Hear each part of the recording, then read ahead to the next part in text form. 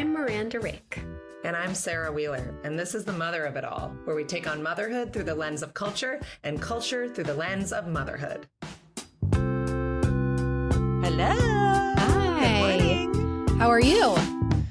Well, I just did my first at-home gel manicure thing. Oh, wow. It's like I feel like it's like the slang. I'm 3 years behind the young people, and then I'm very excited about myself. When I figured out how to say like hits different or something, and I told my nieces, and they were like, "Yeah, no one said that for like years, Auntie Sarah." I feel the same way about the nails. Like all the young girls are doing the nails At home? Yes, they all have like every single one of them has like an Wow. at-home UV lamp. And Wow. and their nails look amazing. Wow. So I'm trying to be open about young generations instead of shitting on them like Sarah. the major media does so much. I think they're fine. They're not lonely. It's okay if they don't want to drink or have sex, and their nails look great. And yeah. There you go. Yeah, I do notice. I'm trying to remember like where I was with a bunch of like teenage girls. Yeah. I don't know where I seriously, was. Where were you? But they all had like the nails. I'm picturing you big nails. And I was like, oh, geez, like, wow. They were just very like glamorous. And I was like, yeah, big what? Nails are back. Yeah. Or maybe Where they the never heck? left. Oh, I know where I I'm sorry, was. though. I'm picturing you like undercover on a high school cheer squad or something. Okay, Being like, no, I'm definitely 17. Do you want to know where I was? Where? Okay, so I've been subbing at this Montessori school. Yes, And usually with your they put jumper. me in the toddler room or the preschool room, which is where I want to be. And they needed help in the middle school. And so I got put in the middle school. That's in some ways very similar to toddlers. When I had a toddler yeah, at home and I was doing like a job that was middle school counseling groups, it was very overwhelming because I felt like I was just using the same exact parts of my brain. Yeah. There's like a herding cats vibe. Exactly. They can go to the bathroom by themselves, which is nice. Like you don't have to deal with that. Some of them, yeah. I mean, if they can't, I don't need to know about it. It's not my problem. They're not. They'll be too self-conscious to tell you. No one's expecting me to help with that. Yeah. Did you have break? Do you have like a spring do your break? kids have a yeah? Yeah. Did Yes. you like? It was fine. It's over now. You just kind of like got through it.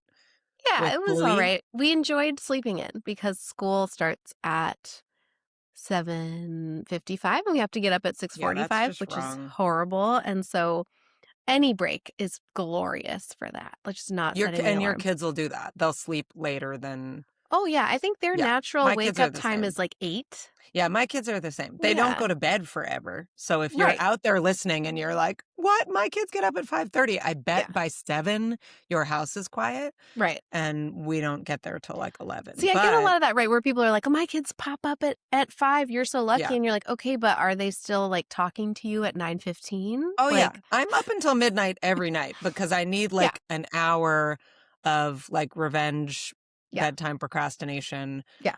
We are the same. Ooh, we've been watching The people don't Pit. stop bothering me. Speaking of bedtime procrastination. You can do the blood and guts. It's not too much. They don't show a whole lot.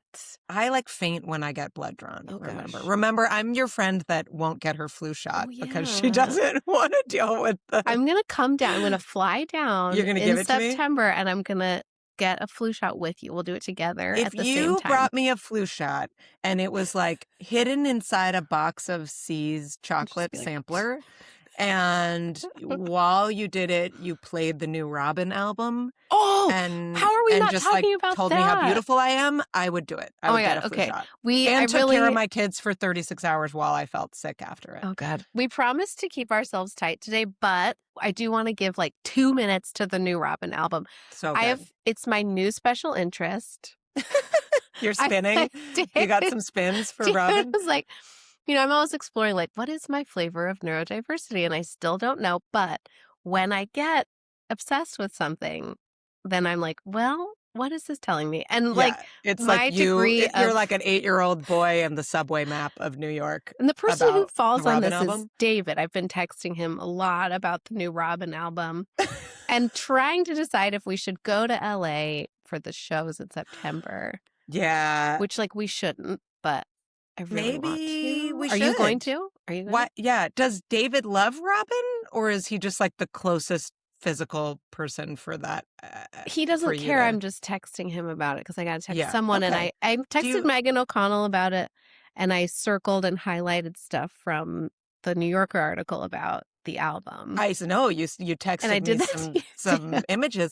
I do, I think in the spirit of our partner doesn't have to be everything to us. You could text me those But Robin you were thoughts. getting too many texts, you said, so I didn't want to Oh, overwhelm you. oh, that's so nice of you. I don't want texts asking me to do stuff, But texts about Robin are but okay. texts giving me silly information. Okay. Yes, please. Like, what about if I go down a rabbit hole of actually, okay, so I have a close male friend who is really into like pop music, and he's obsessed with Carly Rae Jepsen, and I've Yes. harassed him about that for years. Carly Rae And Jepsen is amazing. okay, so now he's like, if you like this new Robin, if you're upset, and I was texting him about the new Robin album because I knew he would receive that, and then he was like, he gave me like a listen list of Carly Rae Jepsen songs that are like, if you're into dopamine, I'm telling you, you're gonna like. It's called like psychedelic something. Yep. I can't remember what Sunrise or yeah, it's the called. whole Psychedelic Switch. the whole catalog of Carly Rae Jepsen is This is what. astounding. I will make you a playlist Okay, anytime. make me a Um, playlist. I have men who love Carly Rae Jepsen are maybe our most advanced sector of humanity. Don't tell him that. I'm not going to tell him you said Yeah, that. do please. He doesn't mean Um, that. and yeah, and I will go to Robin in LA with you. You know what? Maybe we should do like a mother of it all section.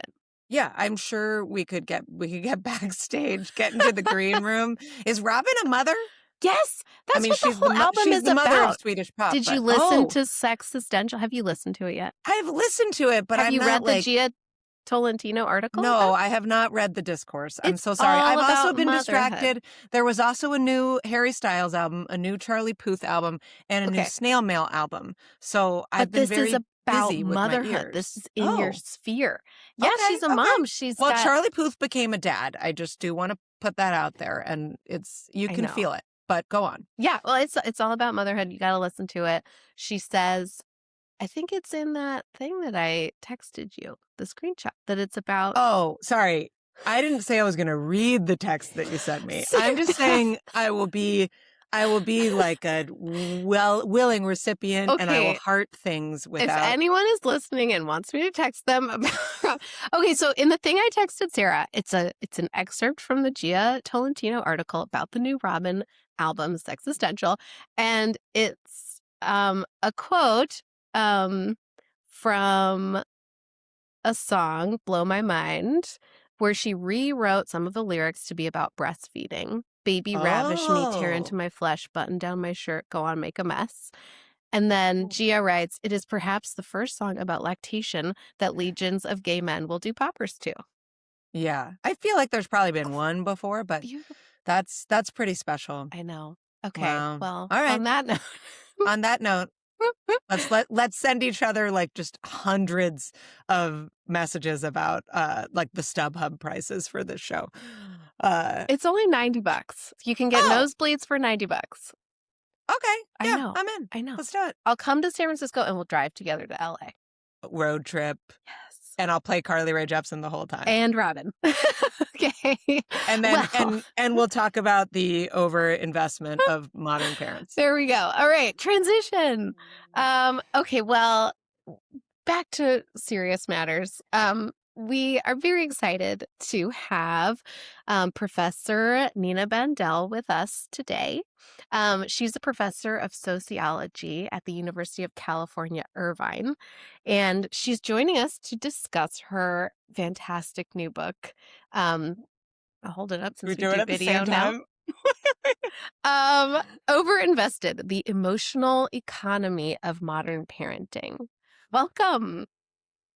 Thank you so very much. This was the best ever welcome. 2 shots of the books, mine is up here in the corner. Yeah, I see. I am so excited to be here and so excited because I have music recommendations that I can share with my Ooh. teenager who is totally into music. How did you know? Yes. Oh, yes. Oh yeah, it's like the one thing. Well, also maybe you could talk to them about nails. He might Because be interested in that too. I You need loved something to listen to while you get your nails done or while you do them yourself, I guess. I'm that's learning. awesome. Well, so we always open by asking who is caring for your kids right now. So, as I mentioned, I have a son who's a teenager and it's spring break. I loved Miranda when you said that kids sleep in a little bit. So, he was definitely sleeping in today, uh, caring for himself and oftentimes pushing back on me trying to care for him more, which I kind of love from Mhm, one perspective, but it's hard to mhm, do as a mom. Let me mhm, put it right out there. I write about these things, but I am a mom, so I struggle with them too, and we'll probably yeah. talk about that. mhm, But I was also thinking on this question, should he have some experience caring for others? Should he have babysat, let's say, as a senior in college? Senior in high school, before he goes away completely. And that experience of babysitting has changed so much over the years Mm-hmm. that, we would have 9 to 12-year-olds, 12-year-olds babysit. But there was an article in The Atlantic called "Don't Tell America the Babysitter is Dead." Oh Obviously yeah, I saw provocative. that headline. It was about that sense of, wow, 12-year-olds. There's states not too long ago, I think Illinois had a law that 14-year-olds, even up to 14, needed supervision in the home. So, Hmm. that's a historical change that I wanted to point out by thinking, okay, maybe I should have kicked his butt a little bit more and thinking along the lines of, this will be good experience. This is mhm, important to mhm. Right. spend But you time. also the culture has made it stickier to do that than it was for like the Yeah. generation past. Yeah. That's a Mm. really interesting, we just started leaving our kids home alone briefly while we walked to this coffee shop that's like 3 blocks away because we got the tin can phone. So they have a landline, they could call us. They're not like home alone with nothing, no way to like contact anyone. And we talked about how to dial 911. I mean, we're gone for like 15 minutes. But after we did it, I was like, is this legal? This might be illegal. Like I It don't know. might I be haven't, illegal. it might be illegal. I don't know. I Yeah, we just, leave our 10-year-old home alone, like sometimes for like up to an hour. He's very comfortable with it. We have a landline. He knows our neighbors. Yeah, we've talked about what to do in various scenarios. I mean, probably more than anyone ever talked to me about that when I was that age. My 7-year-old daughter just like doesn't want to do that. It's like too scary for her. So I think leaving them together would be dangerous, not because the world is a scary place, but because their relationship is a scary place. fair. But That's fair. but it is, Is it legal there? Is California is 10? it's a good Or are we question. Nina, both do you like know? breaking the law? I don't. I do know I now that there are efforts to change these laws, to Mm, give kids more independence. To And I make think them even more lenient on, to make them more okay. lenient. The Free Range Kids Movement and Let Grow Foundation, yeah. that Lenore Skenazy, who, talking about Subway and the Yeah. maps, a 9-year-old who took a Subway on his own, and she was called out to be a bad mom Hmm. because she let him do that. Right, right. And then wrote a book and now has a movement to ensure that we think about independence that children could have earlier because that might matter for their longer term And Nina, do you know, development. are these laws like something that have just been longstanding forever? Or is this like the last couple decades or that laws like, that you can't leave a Right. 14-year-old, for example, at home got into place? That's a great question, Sarah, and a totally sociological question that one could study, right? What does law and legal change tell us about how we think of children? The things I studied more were child labor laws earlier Mm, on, and kind of this transformation of when children really were playing a big economic role in the family. Um, Obviously, worked on the farm when families had farms, but even in factories, and contributed considerably to sharing household chores, which is another thing we could talk about.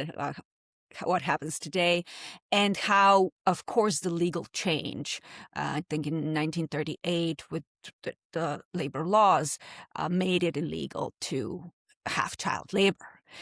But it also created a whole range of cultural conceptions about, if a child is no longer economically useful, what are they? And Yeah. a wonderful book on this is called Pricing the Priceless Child by sociologist Viviana Zelizer at Princeton University. And she said we moved from economically useful to emotionally priceless. Yes, I Uh, love that. I really want to get in. So, Wow. I kind of want to come into this book through, I feel like there's these kind of core concepts um, that drive the book. And, you know, one of the things that I want to get into that I think will be a really familiar entry point for a lot of our listeners is the idea about the privatization of parenting in the modern era. Mm. And I'd love for you to talk a little bit more about the data that you looked at for your book and kind of nitty gritty economic concepts that underpin that privatization of parenthood, and how that all relates to the stresses that so many parents feel really crushed by in this era. And can we start by defining that? What does it mean that parenting has become privatized? exactly where I was trying to go, Sarah. So I would go to the feeling of who feels that they're responsible for raising their children. These days, it's parents totally. Nobody would even think about necessarily the children who will be future members of society, and the fact that we're a community more broadly. I mean, some of us might, I hope so, that we're not just raising our own children and we have parental rights over those children. Sometimes feels like they are our own private property, as opposed to Right. part of community, part of, families as part of broader society, and that we're thinking about intergenerational processes. So privatizing something as child rearing sounds like this is weird, because child rearing is supposed to be a very intimate and private matter anyway. Hmm. And when I talk about this, is to consider how it's in fact the social forces that influence even something as intimate as what we do with our kids. Uh, Today, I think it's parental feelings, parental choice is what we default to. And that is privatization. It's those sorts of considerations we have in mind, and belief that we're kind of solely responsible for what happens to our kids, which means it's a big burden to think, any little thing we could do may make a huge difference down the line. Yeah. That is part of this cultural sense of privatization. Mm-hmm. But it rests on a great political system that, U.S. is one of the 3 countries that does not have paid parental leave, federally mandated. And the other 2 countries are Oman and Papua New Guinea. So that's very unusual that this is not part of our legal system, that we have not ratified, the U.S. Convention on Children's Rights, and Or the that UN, we, yeah, the UN the UN, convention. the UN Convention, that's right, and that we have had this pushback politically on efforts that would provide more resources that think about children as a common good, as opposed to, this private responsibility, and what I actually call in the book a parental investment project. Yes, I want. So that's kind of the next thing I wanted to get into is also at the core of your book. It's like the um, kind of crux of like parents feeling this pressure is maybe related to this idea of children as investment projects and the concept of human capital, children as human capital. So I want to just read this one little quote from the book where you write, "In the past decades, priceless children have become molded into human capital, a notion from economic theory that constructs individuals as measures of skills, aptitude, and education to be invested, like capital, in the labor market to receive returns in monetary income and non-monetary satisfaction." Um, so, I think reading that was like, oh, I am doing that. But I'd love for you to kind of talk about that concept that children as investment projects, Yeah. like Yeah. what that thinking, um, uh, you know, is doing to us. What are its roots? Mhm. Kind of place it in context for us. I'm very happy to do this. I also want to say that when we actually talk to parents, I think this is why your moment, Miranda, we would not use words like human capital. I mean, even economists until a few decades ago were like, oh, should we call humans capital? Isn't that a little weird? And now we use the term, especially in sort of public discourse, policy discourse, and it is an economic term that economists Gary Becker, who won a Nobel Prize for this work in 1992, lifted up into the more public and public administration sphere, and considerations of child development and investing resources into children that they would yield returns. So this logic of Yeah. investment and return. And so then of course we do this with capital. Why not with humans to up skill their potential, a lot of a sense of individual skills and capabilities could be upgraded. And Right. this is how we would get to economic growth, which That's is always rubbed me yeah. the wrong way with like, particularly in arguments about universal childcare and like universal pre-K, of like that we're only talking about it as an economic return on investment, and I understand that if you're going to invest a lot of money in something, it makes sense to think about it as a good, like economic investment. And I'm like, are we seriously saying that that's the only reason that this would be valuable? Sarah, is it okay if I plug in a really important book on this? It's Yeah. called Thinking Like an Economist by a sociology colleague, Elizabeth Pop Berman. And it's precisely that. How did the reasoning that it has to be a cost-benefit analysis to sell it as a good policy become the primary one? She calls, the subtitle of the book is where efficiency concerns replace equality concerns in some way, right? Thinking of U.S. public policy through kind of economic reasoning mostly, and not that this is a default way or the best way in which we could decide where we allocate resources, but it has become a way that has dominated and across the political spectrum too, thinking in policy. That cost benefit and kind of appeals to human capital development. So this is what I trace as a sociologist, right? I look at words. I look, for instance, Google Ngram as kind of my little play toy when I want to see how discourse is changing. So you put in a word, not to, be promoting Google too much, but tools that now capitalize on access to all sorts of text over time. And you can check, what is the phrase human capital and how was it used in the before the 1950s and how it kind of exponentially grew. Same with this notion of even parental investment. Everyone's like, sure, we call it parental investment.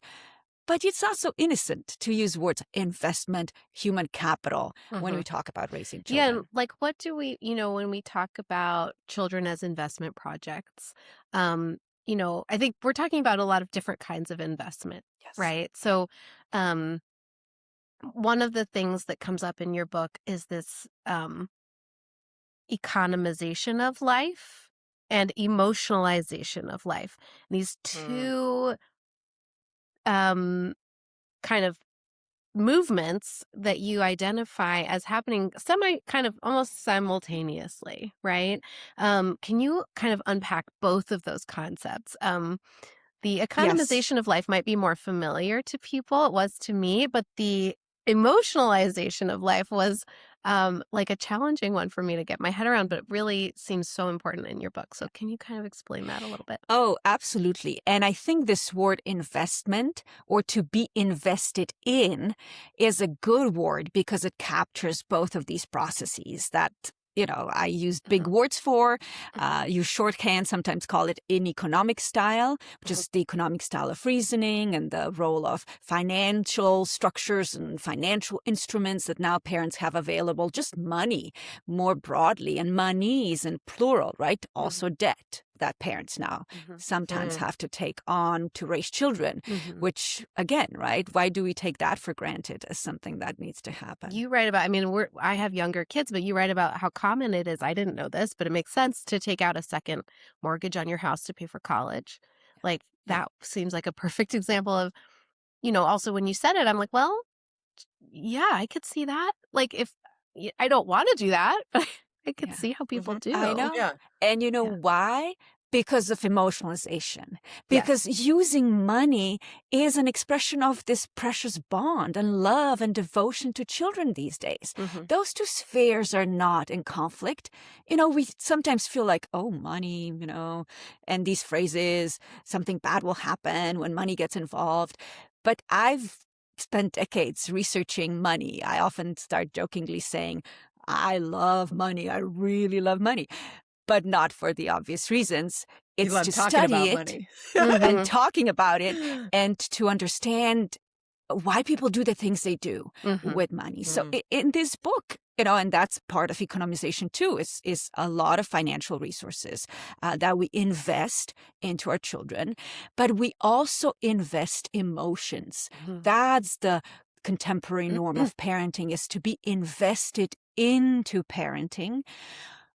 On one hand, obviously um, to love our children and to care for their emotional well-being. So that's where emotions are coming in too. But we are also invested in being parents. So there's a slight nuance here, right? One is looking at children and what we think we want to do, need to do for our children. But the other one that's part of this emotionalization of life that's really hard to grasp because, again, emotion seems intimate, but why would how we feel be influenced by broader culture? On this podcast that you all are discussing culture, I love it, right? Because that's the force, Yeah. is that, of course, we pay attention to emotions of our children, but we also are preoccupied with this sense of what does it mean to be a good parent these days? And let's be real, moms especially. Mhm.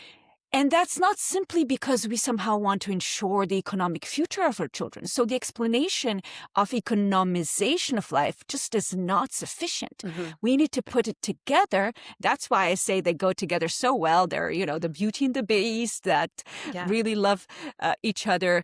Um, The and emotionalization, like it's the uh well, I think what's interesting is the historical context you place it in, where it's like we maybe were not always quite so emotionally invested. Not that we didn't love our children, but the primacy of our emotional lives, you kind of say, is not necessarily how it always was. And that really blew my mind a little bit because of it being sort of the why of like the yeah, children as an investment project when we yeah. are holding up our work as parents as the primary sacred work, meaning making work of our lives. My understanding of like the course of modern civilization is that the idea of investing for your children, of sacrificing your children for your children, isn't completely new. Like that, my grandparents and their parents kind of would have identified with some aspect of that. So, Yeah. will you bring us through a couple touch points that show the progression of that overinvestment? over time. Right, right. Um, I think what's important is not that people some time ago were very careless about child rearing and they didn't sacrifice. It's always been an intimate affair, and people love children, and that's not something we're questioning. It's how this is done. And the fact that when it is so expensive to put children into school, childcare to begin with, college, when those prices are rising, it's really hard to meet those expectations. So financial sacrifices feel bigger. So I think that's what we're talking about. The qualitative difference when you have both sort of really intensive financial demands that are different, and there's an 8-fold increase, for instance, in how much money between the 1960s and 2015 parents devote to childcare and education. Like relative to income and kind of, Well, relative to other expenses. So let's say you clothes, transport, you have to feed them food, even healthcare expenses also grew. But if it's a pie that you have to devote to across different shares, it is the childcare and education bracket that has been expanded. Do you see that 8-fold, multiplication as a combination of kind of policy and societal changes and personal actions? Yes, I do. We talked about family policy, and we say, scholars who study it say, I'm going to look at how family-friendly policies are. Well, it's really a hostile family policy that we have in the U.S. along those lines. Family hostile policy, yeah. And we have the, and I wish it were otherwise, then this political background to this. Then we have rising prices for childcare and education, which I would say goes back to how much we value investment into human capital. But then we also have a sense on parents that this is a reflection of good parenting. And that's something that I would say, at least my argument is, and I'm very happy to be proven wrong, new to this era of emotionalized lives that we lead, how deeply entwined it is with what reflects on me, not just what reflects on society, and that the costs are bigger and, that's bad. Because we see, even though people express that they would like to, see change in policy, in our interviews, a lot of people did not even bring it up. We did not call it out intentionally. So we said, if you prompt people, that of course they will have opinions. But let's just pause and say, what else is on your mind related to being a parent? And I had wished so much they would say, it's unsustainable. I don't think I could do this all on my own. And it is okay if I ask for support more broadly.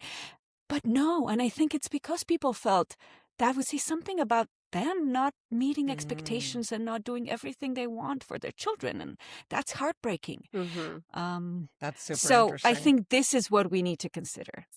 Yeah, it's interesting to think about, like, I always feel some kind of pride in saying, well, I don't care if my kids go to college or if they have, if they make a lot of money, right? I'm not drinking the Kool-Aid on that, parental rat race.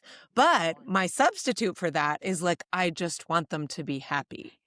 Right. And to think of even that. So can you talk about the cultural, historical construction of that concept? And Sarah, you're a terrific, unique person. And I don't want to say, my gosh, we heard this narrative from parents that we talk to. And I want to say 120 parents. And when I say we, it's not just myself, but a wonderful research team. I always want to call them out and thank them, if I can publicly, my graduate students here at UC Irvine. So that's what we were hearing mostly. I want my kids to be happy. Not really that I want them to be part of this rat race. And one could say, okay, well, they just told you something that they thought you wanted to hear.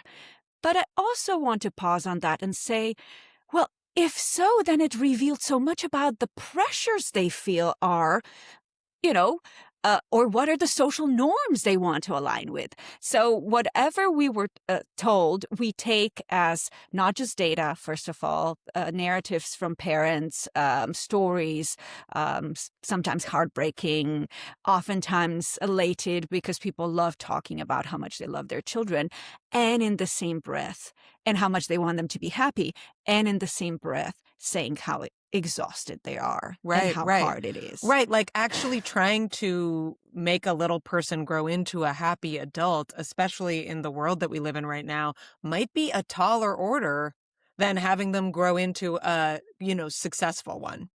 Right? Yeah. It Yeah, is.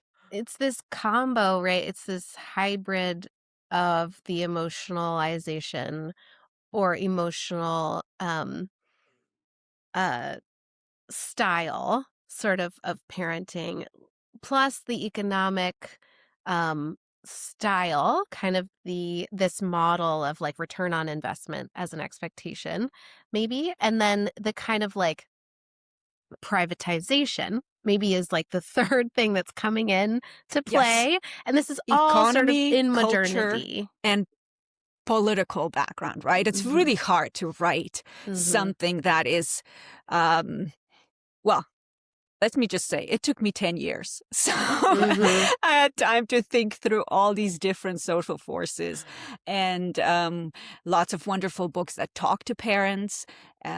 Also, books that I admire and used in some as models, thinking about where this notion of intensive parenting comes from. And Mhm. it is a sociologist who wrote a book in 1996, Sharon Hayes, who wrote a book called The Cultural Contradictions of Motherhood, thinking, why are we so intense about our children when we are also working and need to be intense outside the home? And she calls it Mhm. contradiction, but nobody really picked up on the contradiction. In the public discourse, people ran with this idea, oh, we're intensive about parenting. And intensive parenting, not only intensive motherhood, which is what she started with, became kind of part of the vernacular. But so I just wanted to take a moment to say, yes, intensive, but invested is the 2.0 of that, because there's so much money, there's emotions, but also the sense of self that we want to put into our children that Mm. Hayes did not talk about so much. And that is the product of emotionalization of life, in a sense that where we were fed so much advice from, left and right. And I analyzed books, parenting books, which is also what Sharon Hayes did. One of hers was Benjamin Spock's, I have it on the shelf there, called the Parenting Bible. But today, there's not just one, there's multiple. And where they come from is not from doctors, which Dr. Spock was, pediatrician, but moms, journalists writing about their personal experience, or professors like Amy Chua, who wrote a book, The Battle Hymn of the Tiger Yes. Mom. It wasn't a legal treatise from a Yale law professor. It was a personal memoir. So that's kind of the new way in which we're emotionalizing parenting lives, is by the stories that we hear, advice we're given, discussions that we have. That's also part of this culture that I'm trying to capture in the book. Can you kind of talk about, in interviewing people and in studying this, can you give kind of one or two sort of concrete examples of like what that looks like? Yeah. So Janet comes to mind. I call her Janet in the book. And Janet talked about how thinking about children is just constantly present in her mind, in the back of her mind, even when she doesn't want to talk about it. It's, just she feels that she's responsible for and that she loves, and they're part of her constantly. And so I think this sense of such devotion to children, or how especially moms would say that children are the center of their universe, they're the purpose in life. I think, yes, it resonates with us, but that has changed over time. So Mhm. parents, for instance, would say that they think about building a bond to their children much more than they thought their parents paid attention to that. So, this was the question. If you were to compare how you were parented to how you are parenting, Mhm. and there were options. What about discipline? Is it so different? Not really. They thought, interestingly, because we would think maybe it is, Yeah, but yeah. not in these data. Religion, is it more or less important? No. Values that you want to pass on? No. But it was that they thought this relationship and loving bond with their kids was more important to them than what they saw their parents perhaps pay attention to mostly or express as a priority. Mhm. Even this sense that, 93% or so, I think, from a survey of parents think being a parent is the most important aspect of their identity. Mhm. And again, Mhm. we don't want to say somehow not natural to love children. Of course it is. Mhm. But we have other lives. We have, partners. Yeah. We have siblings and parents ourselves, so kin. We have the community. We have our jobs. So we have various aspects of identity that could be salient, but it's for parents mostly. They would call out being a Yeah. parent as the most important.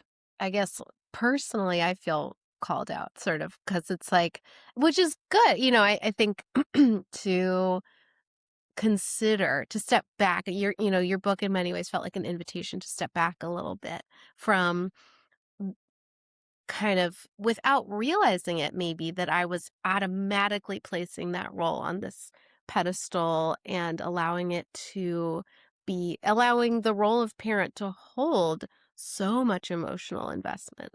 And that maybe it's possible that thinking that that is obviously just good, is not serving me or serving my kids.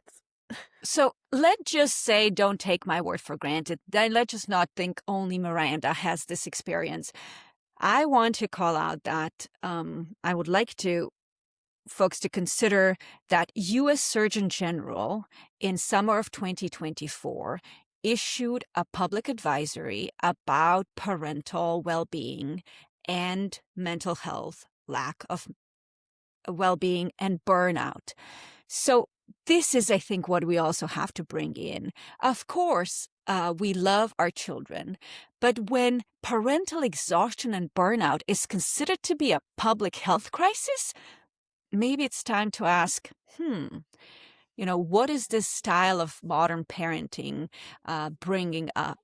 How does it impact parents with burnout? How could it potentially impact children? And what about society? Something Mhm. few of us think about, but of course, as a sociologist, is my number one consideration. And that's that everyone doing this has societal effects. Well, that goes right into, I kind of want to get to um, after spending so much time with these ideas and really looking closely and talking to a lot of parents. And I know you read like every parenting advice book ever. So 105 Oh only, my Miranda. God. it's a lot. I mean, I like No, and I should say not front to back, right? skim. Several Yeah. front to back, but the content analysis was looking at, what are the titles, who wrote them, Yeah. where did they come from, what do they pay attention to? And they mostly have turned to be attentive to the emotional dimension of parenting. So, you're steeped in this. So, what if we are a little bit overinvested in a way that, meaning just that our investment is maybe could be damaging to ourselves, then to our children? Like, what is the solution? How do we recalibrate? And yeah, what do you think about that? And this could be personal too. How this Yeah. has impacted Yeah. your own decision making as a parent. It is the $1,000,000 question, if I say, as an economic sociologist who loves money. And I think these consequences are pernicious in some ways. I will say that when it is so much about money, and when most choices related to investment of money are considered emotional decisions and something that reflects on a person as a parent. Am I a good parent? Can I do this? And, parents with less resources would tell us that that's what they want to do if they could, would be to have more financial resources to devote to their children. And so these are the sacrifices we were hearing, and people's really hard-pressed situation where they feel the kind of pressure to do everything they can for their children when we're making this a very private matter, when we're not providing resources for folks to do so.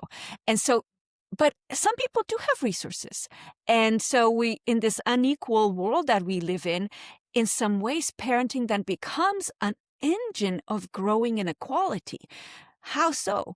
Well, for instance, if you put money aside into a 529 account, which is this education account to pay for college, or, grandparents give it to you. And I had, one of our interviewees was like, I really try to put money in it on a monthly basis, but it's really hard. And grandparents, wanted to do something great for kids, but now it puts pressure on the family. But you can, of course, this is tax advantage account, do something else with the money that you might have at your disposal. Or if you take on parental loans, those could be, great at certain rates for those who will put money elsewhere, but they could be really burdensome, not such great debt, more bad debt for some families. And so you could see how this slowly, in some ways, eats into resources that parents could put aside for themselves. Like our retirement. And most, like this year, we were like, should we put money in our retirement funds? We can't do both, or the kids' 529s. Yep. Yeah. This is the question we asked, we said, if you had to choose, and parents chose children. Even one mom talked through with us on this. She said, I think I know I should probably do it for myself. That's kind of a rational thing to do. But I'll have to tell you, my gut reaction is to do it for kids. So I think that's where privatization of parenting leads to what I call in the book the tragedy of the parenting commons. It's this idea that, some people could pull resources for themselves and others don't. But if these are common resources in some ways, we are all going to be worse off, because growing really high economic inequality is not the bright future that we envision for our children, for instance. Yeah, well, in your conclusion, you mention fundamental that like parents could consider, like one, which was kind of interesting, like because we talk a lot on this podcast about the societal structural failures and how that contributes to our stress and is uniquely American, and is also like something that we feel so powerless to really move the needle on, like in our lifetime, in our parenting lifetime. While, we are invested in our future children's parenting experiences. But what about for us right now? And you write that we could take a fundamental step back from parenting labor. I think that's really interesting. And I would love for you to sort of talk more about that. You also write that you in your personal life are kind of always doing this dance. So, you could share and a it's personal true. It's so experience, hard. I do want to acknowledge that. I think, close to that section in the book, Miranda, I'm like describing how I was just done. It was too much. It was so stressful and exhausting. I'm like, I need a parenting vacation. I just want to. And, the issue is, if you're burnt out on the job, let's say hypothetically, and I do acknowledge that it's not possible in a lot of ways to just quit your job if it's a source of livelihood. But let's say hypothetically, we could imagine quitting that job, finding something else. But quitting the parenting job? No, right? We're not going to abandon our children. They're just not at all a possibility. But then, if that's not the case, then we need to change the conditions of that job. And this is what I mean by taking a fundamental step back from the These parenting working labor. conditions are not sustainable. Let's go. Where's the union at? Right? Where's my Mhm. union? Right? And who's the boss? Yeah. You know, we don't have the Mhm. boss, but we could talk to each other. We could support each other in changing those norms. And we could talk to the policymakers and think about that as, you know, Mhm. you're going to help us change the conditions of this job that is unsustainable. And that's something that we can collectively work What together. would that look Yeah. like So on kind like of a I'm social thinking on like a movement. Yeah. communal level. You know, I have a pretty close parenting community. I feel very fortunate. We spend a lot of time together, kind of like parenting our kids in the same milieu. And I'm actually like hosting a conversation with the fourth grade parents based on Ruth Whitman's book Boy Mom about Yeah. kind of these boys, and as they're developing into middle school, kind of how we want to think about parenting them and how we can support each other. And so I am thinking about like my brain almost can't open this door. Like what could we do as a group to say, no, Yeah. we're going to step back and we're going to kind of do it collectively so that it's a norm.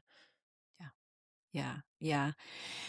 I would say one question that we could ask ourselves, and it's a really hard question, but maybe when we create supportive spaces, we can open up and really dig into ourselves, is to think about things we do related to children, but not really for and because of children, but mostly because of ourselves and how it makes us feel as either a good mom or not a good mom. Like the Like, birthday is there a parties. difference?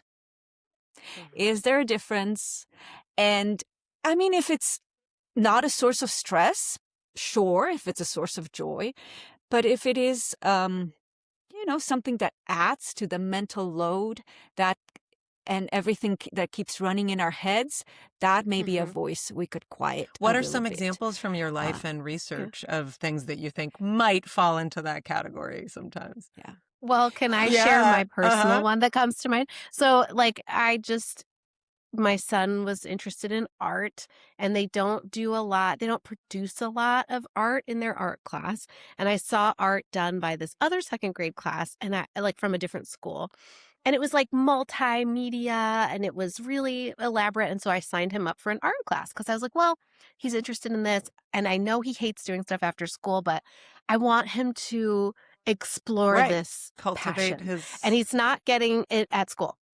And I'm just going to cough up my $300 and I'm going to push him to do this, Yeah, and because it costs, right? Mhm, These right. things. mhm. And then as the date approached, I kind of said, I picked a time and I said, hey, we're going to do this class. And he was like, I don't like doing stuff after school. And I was like, I know, but I just want you to do art, and blah, blah, blah. And after a couple days of this back and forth, I was like, you know what? I would love to save $300. And all the other moms that I had talked to so excitedly about taking this class together, I just will not do it. So like the And way that you sign the like wait until 8th cell phone, like, collective cell phone ban, you could sign we will Mhm. not cultivate our children as artists in this community. In this community, we believe that children should who just go to cares? school and be done with learning. Yeah, I'm not I'm into it. Yeah, just like, I think realizing that came from within too, right? Like, Yeah, I he didn't say, decided "Mommy, to please, not please, please." Yeah. care what they Yeah. thought, right? But I had to The kind change of go came through that from process. within, but also the idea, right? Like the idea came from you. Like it's this The reflex idea of like, of oh, my kid's not getting this thing. I should find a way for them to get the thing. it was, am I doing this? Who am I doing Yes, this right, for, and right. why? And it was, I'm doing this for like an idea, like, oh, it is my job as A a good good mom would parent sign her. to Yeah, see this interest he has and invest time and money. And it also makes me look good to all these other moms who also do this right. art class. They now think I'm also a good mom just like them. And then when I bail on it, it's like, oh, that's embarrassing. Oh, that is, maybe I'm going to let him watch Simpsons after school instead of do this enriching Right. art class. But So if I much think of him guilt. not as an investment project, but as a fully realized person. It's person to person instead of my little project that I must get an A on. Right. Right. I mean, and that's really hard, but let's just imagine that when there is a project, there are things to do. And that's what adds to our workload, right? So this would, in fact, lessen some of the burdens, both financially in some ways, but not even that. It's even our mental load, that cognitive labor that I'm that could be holding on, less. and I'm not like that. I'm holding on to the like image of my child as an artist and thinking about whether I'm, protecting it and growing it or not. Yeah. Yeah. Well, I think about Nina, you could talk maybe about, if you want to, briefly about your own experience. But for me, one of the things that I find is the biggest battle isn't the behavior change. It's the noticing the behavior at all. Yeah. Like before you can even change it, you have to catch yourself Yes. doing it. And that I Yes. think is maybe like 80% of the Oh, absolutely. work. And it's because things are so taken for granted, especially the emotional side of it all, right? And it's a personal feeling, and we're told to listen to ourselves, listen to emotions, and this will be maybe a little upsetting. Maybe we don't listen to all of these signals and emotions. You mean Right. deny one of my feelings? Yes. Right. And thinking, well, as a sociologist, I love the idea that maybe the idea that I should listen to my emotions, which seems like it's coming from inside of me, maybe is socially constructed. Oh, maybe I'm not being true to myself when I listen to them because they don't really come from me. They come from the culture. Bam. I feel like the meme with the things going around. And I do acknowledge, I do want to say that is really hard. But I hope once we start talking about it, once we start discussing it, low-key, leisurely in this wonderful space and conversations that we've been having, it seems like, oh, okay, something to think about, as opposed to what I will admit sometimes happens when people see this title Overinvested, and it's kind of like, oh, is it a judgment call on me? So is it okay if I just say that it's absolutely not? If anything, maybe this wake-up call and this time to step back to understand the social pressures on us, even in such intimate affairs as making decisions, loving our children, deciding what we want to do, thinking about them constantly in our heads. You're kind of giving permission rather than judgment, I would say, when I read your book, Nina. Yeah, Thank and the you. kind of, the social construction of what it is to be a parent, what it is to be a good parent, as well as this idea that we have that is also, you write in the book, and we won't have time to get totally into this, but the social construction of childhood. Yes. And what it is that we think we're giving our children, like this ideal that we like are receiving from the culture. And, and that's hard to think. We think children are precious and innocent, but that is in a way in which the society has defined who children are, what parents should do for them.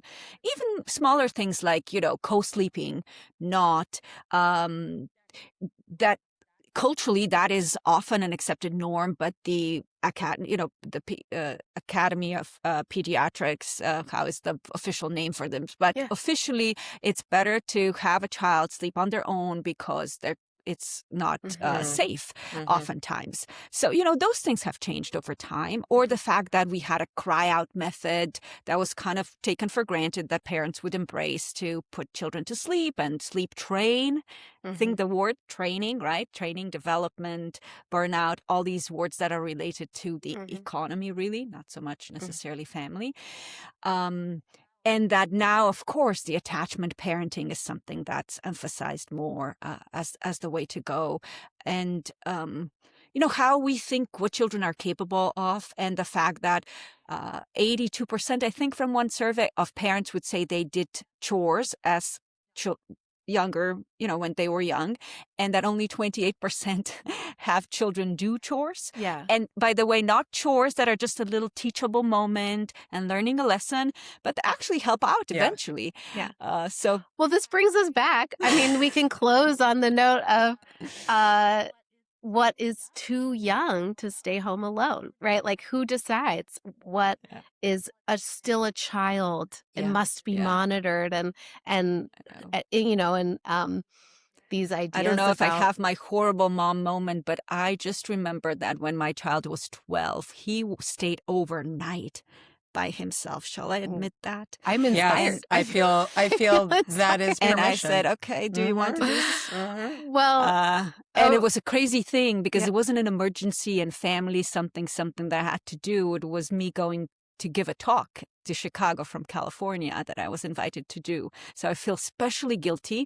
And I know this is not just my own sense Mhm. because based on research that shows exactly the same conditions in which moms leave kids, let's say in the car for a few minutes, they're judged so much harshly than dads, for instance, Mhm. in the exact same hypothetical scenario. Mhm. So just to say, when we start thinking about it, it becomes possibly clearer how it's not just us, our choice, our feeling, but very much shaped by society. Yeah. Well, Nina, we have to wrap, but before we go, I want to get any culture recommendations that you have for us. So it can be something you're reading, listening to, watching, and enjoying, just you or with your children. I know. Yeah. How do I pick? So I listened, and you brought up Bridgerton's already. I don't know, Sarah, were you watching The Diplomat? I love The Oh, yeah. Diplomat. Me too. Same, So same. I'm adding two: one the money, one emotions. The Loot by with Maya Rudolph. Oh, people yeah. like Yes. it. I love Okay. And then I'm also thinking, shrinking and how Yeah. I talk about emotionalization as part of therapeutic culture. Mm. And when we see Harrison Ford playing a role of a therapist, like that's kind of the Indiana Jones is the therapist. That shows in ways that therapeutic culture That's has amazing. kind of entered. That's so true. Soprano Tony That's in the very interesting. 1999 That show does seem like a needed. wonderful example of emotionalization. Yeah. Like it's, Yeah. yeah. Well, those are excellent. I love Loot. Loot is very fun. Yeah.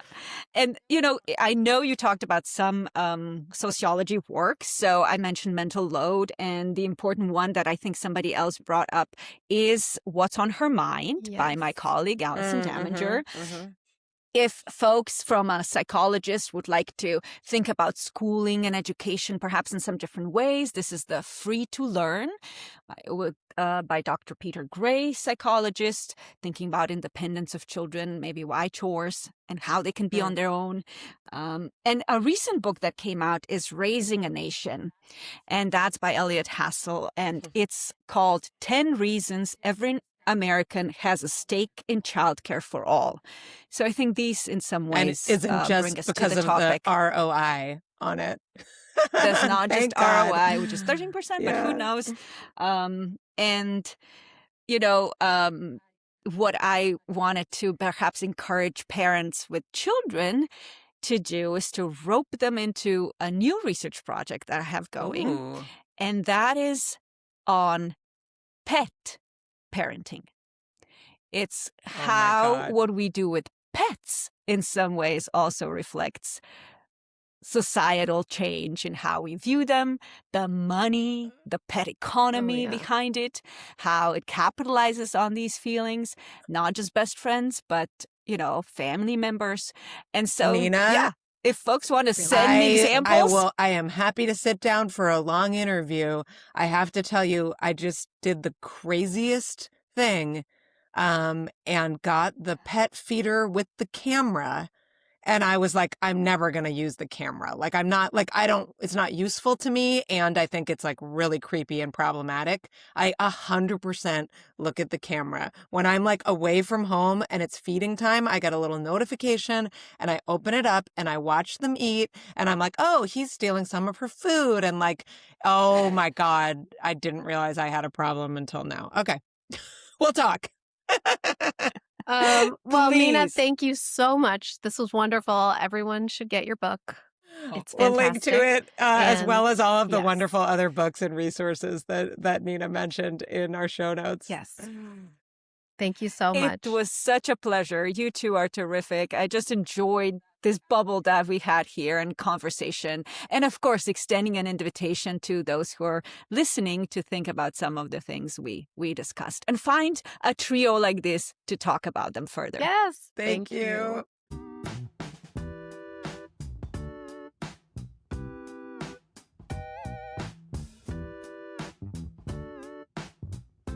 The Mother of It All is produced by Opus Knox Media with music from It's Electric. If you like this episode, why not send it to a friend right now? Go on, we'll wait. You can follow us on Substack at themotherofitall.substack.com, where subscribing will get you episodes and bonus posts in your inbox and connect you with the Mother of It All listener community. Plus, become a paid subscriber and get a hot off the presses Mother of It All canvas tote. We're also on Instagram at The Mother of It All, and you can email us anytime with ideas or feedback at motherculturepod@gmail.com.